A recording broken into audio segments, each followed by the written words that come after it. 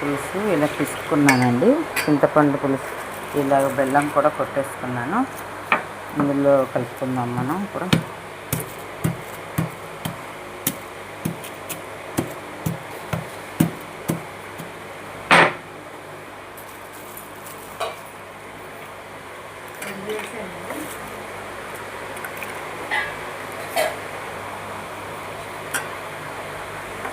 అలాగే మనం సపోటా పళ్ళు కూడా తీసుకున్నాం కదా, తీసుకుని కొంచెం అడ్డు పెట్టుకున్నాం, చూసి కలుపుకున్నామండి. కిస్మిస్లు కూడా కోసుకున్న కిస్మిస్లు కూడా ఇందులో కలిపేసుకుందాం. అరటిపళ్ళు కూడా వేసేసుకున్నామండి. అలాగే మనం కోసి పెట్టుకున్న మామిడికాయ ముక్కలు కూడా వేసుకుందాం. ఇప్పుడు కలుపుకుందాం.